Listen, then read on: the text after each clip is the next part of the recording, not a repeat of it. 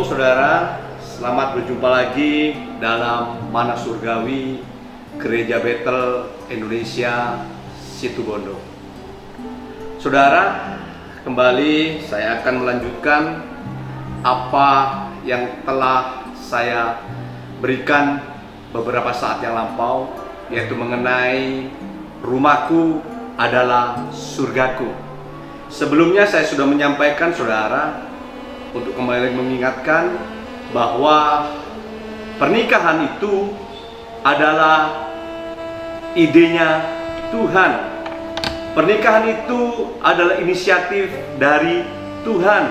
Kalau saya boleh bacakan ayatnya, yaitu dalam Yakobus pasal yang pertama, kitab Yakobus pasal yang pertama ayat yang ke-17, demikian bunyi firman Tuhan.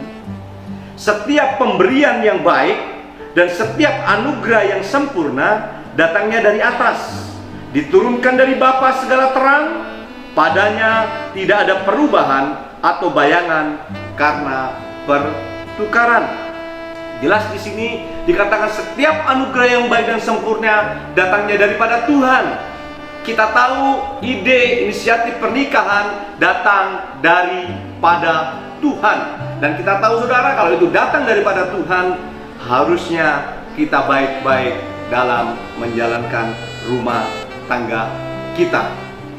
Yang jadi masalah, kenapa ada begitu banyak persoalan, ada begitu banyak masalah dalam rumah tangga dengan segala macam penyebab, bermacam-macam penyebab.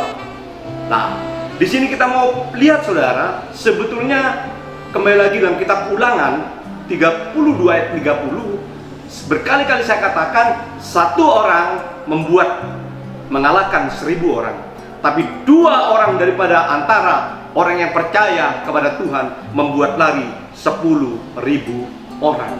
Artinya ada kenaikan 10 kali lipat dikala bersinergi antara dua pribadi ini. Yang jadi masalah saudara, ada begitu banyak sinergi ini tidak terjadi dalam setiap rumah tangga. Kenapa hal ini tidak terjadi saudara? Karena ada begitu banyak konsep, pandangan, bahwa kita berpikir pasangan hidup kita, baik itu suami kita atau baik itu istri kita, adalah menjadi sesuatu pesaing kita, yang kita tidak pernah berpikir bahwa sebenarnya suami atau istri kita itu sebenarnya adalah pasangan kita. Anda pun pernah dengar adanya sebuah pertandingan, misalnya badminton yang ganda. Ada satu pasangan di sana saudara. Saya yakin apabila salah satunya membuat kesalahan, yang satunya tidak akan pernah untuk menjatuhkan mental daripada pasangannya. Bahkan dia akan membangunkan, dia akan membangkitkan kembali, untuk mendorong kembali kepada pasangannya, supaya pasangannya itu boleh memperoleh keyakinan kembali. Sehingga sekarang poin tujuannya adalah mengalahkan pasangan lawan kita. Nah, sedemikian juga dengan kita saudara. Dikala kita mengerti kondisi ini, kita akan melakukan hal itu juga dalam pasangan hidup kita. Nah, yang jadi masalah saudara, kenapa hal ini tidak terjadi dalam kehidupan rumah tangga Kristen? Kita tahu dalam kehidupan rumah tangga Kristen itu saudara, ada banyak istilahnya mereka berpikir di saat pernikahan. Anda boleh tanyalah kepada setiap pasangan-pasangan yang hendak menikah. Pada awalnya pernikahan, tidak mungkin ada dan terbersit dalam hati mereka yang hal yang sekecil apapun, suatu saat aku akan bercerai. Tapi yang jadi masalah, kenapa di tengah perjalanan juga terjadi perceraian ini? Inilah yang harus kita pelajari saudara. Karena kita tahu, kembali lagi, apabila kita bisa mengerti arti pernikahan, maka sebetulnya saudara, surga itu sudah ada dan bisa kita nikmati di dalam kehidupan kita. Karena kita tahu di dalam Kristus, sebetulnya jaminan itu mengenai suasana surga itu, damai sejahtera itu, sukacita itu akan mengalir dalam hidup kita. Itu sudah ada di dalam keluarga demi keluarga. Masalahnya di mana saudara? Masalahnya adalah ibarat kalau saya memperoleh sebuah HP. Dikala saya memperoleh sebuah HP ini, tapi saya tidak pernah membaca buku manual dari HP ini, maka saya tidak akan pernah bisa menikmati segala apa yang disajikan oleh sistem yang ada di dalam HP tersebut. Maka saya perlu membaca namanya buku panduan yang dikeluarkan oleh pabrik dari HP ini. Sedemikian banyak begitu juga keluarga yang tidak bisa menikmati sesuatu yang datang dari Tuhan, yang dikatakan anugerah yang sempurna. Semua yang baik itu, yang harusnya kita bisa nikmati bersama pasangan hidup kita, tidak bisa kita nikmati oleh karena kita tidak pernah membaca juga apa yang namanya manual book ini. Sekali lagi saya katakan, perlu sekali lagi saya ingatkan, karena hal ini banyak yang terjadi dalam keluarga-keluarga kita oleh karena faktor yang demikian. Mari kita lihat bagaimana firman Tuhan untuk bagi orang-orang yang hendak memasuki pernikahan. Kalau kita perhatikan, kita lihat dalam Amsal 24. Amsal 24 ayat yang ketiga, saudara. Di sana dikatakan bahwa orang yang hendak memasuki sebuah pernikahan itu dibutuhkan. Firman Tuhan katakan, Amsal 24 ayat yang ketiga, demikian bunyi firman Tuhan, dengan hikmat rumah didirikan, dengan kepandaian itu ditegakkan. Artinya apa, saudara? Perlu hikmat, perlu pengetahuan untuk mendirikan sebuah rumah tangga yang bisa kita nikmati sebagai keluarga, sebagai surga di tengah-tengah keluarga kita. Nah, hikmat apakah itu yang perlu kita lihat? Yang pertama-tama, saudara, kalau saya perhatikan, karena saya bicara khususnya untuk jemaat GBI di Situbondo, saya perhatikan persoalan yang ada yang datang kepada gembala kita. Karena gembala kita itu saya lihat lebih banyak persoalan yang datang adalah masalah-masalah rumah tangga. Dan kalau saya telusuri, kadang saya lihat masalah-masalahnya hanya minimal kebanyakan, walaupun tidak seluruhnya, tapi kebanyakan masalahnya berputar-putar di masalah mengenai kebutuhan ekonomi rumah tangga. Karena dikala kebutuhan ekonomi rumah tangga itu tidak tercukupi, saudara, maka akan terjadi saling menyalahkan, saling menjatuhkan, seperti yang tadi, lupa bahwa pasangannya adalah partnernya, pasangannya adalah menjadi pasangan yang harus memenangkan persoalan ini. Tapi yang terjadi tidak demikian. Yang terjadi saling menuding, saling menyalahkan, saling merasa dirinya benar, sehingga terjadilah situasi kondisi konflik. Dimulai dari mana? Karena dimulai dari situasi kondisi kebutuhan rumah tangga yang tidak tercukupi.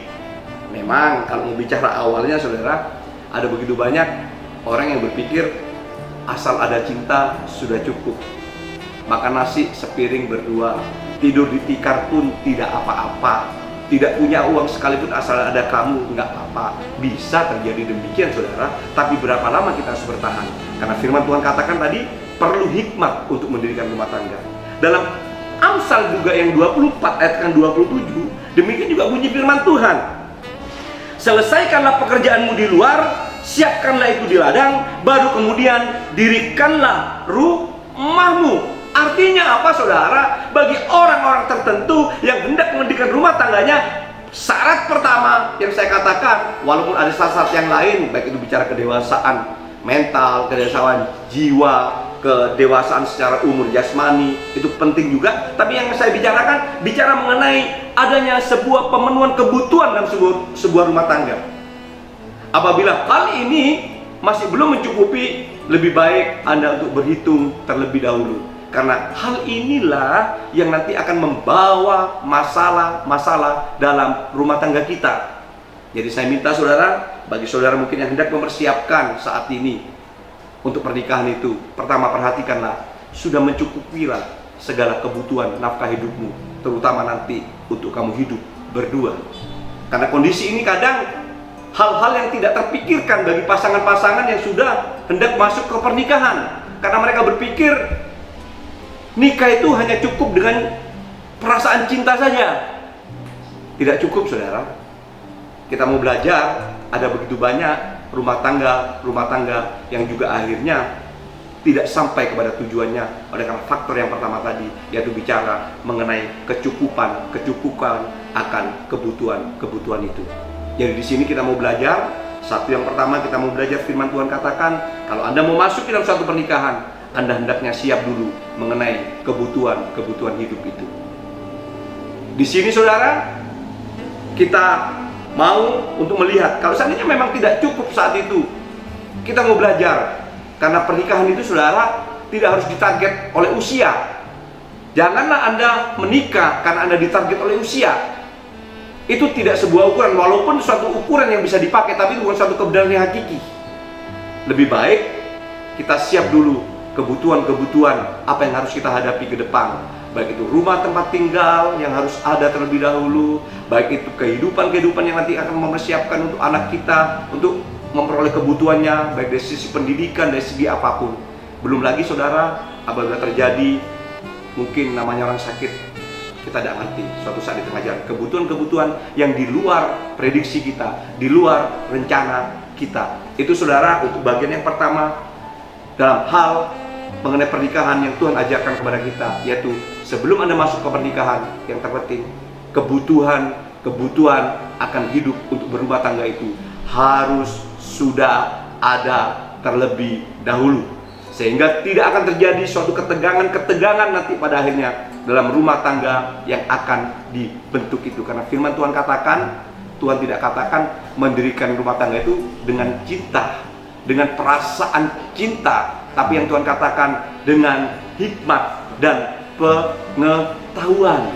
Jadi saudara, marilah kita untuk belajar dewasa pada saat ini, bahwa bagi terutama yang masih untuk persiapan pernikahan, saya katakan untuk supaya tidak menghadapi permasalahan di depan, kita persiapkan dulu segala kebutuhan kita. Kita kerjakan segala pekerjaan kita di ladang. Setelah itu kita mendirikan rumah kita. Saya rasa hal ini cukup untuk saat ini. Dan kita mari berdoa untuk khususnya bagi orang-orang yang mempersiapkan untuk mendirikan pernikahan. Mari saya akan berdoa untuk saudara, khususnya bagi yang mempersiapkan pernikahan.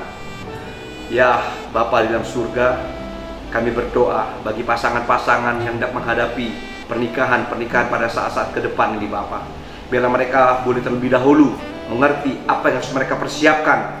Biarlah mereka boleh lebih dahulu mempelajari kebenaran firman Tuhan, apa yang sesungguhnya, yang hakiki, yang sebenarnya harus mereka persiapkan untuk menghadapi kebutuhan rumah tangga itu Bapa. Walaupun masih ada hal-hal lain ya Bapa yang perlu kami ketahui untuk supaya kami bisa menikmati suasana rumah tangga di mana surga itu ada di dalam rumah tangga itu. Kami mengucap syukur saat ini ya Bapa, kiranya Kau memberkati pelayanan Mana Surgawi ini Bapa, menjadi berkat bagi khususnya jemaat di GBI Situbondo ini. Di dalam nama Tuhan Yesus Kristus kami berdoa.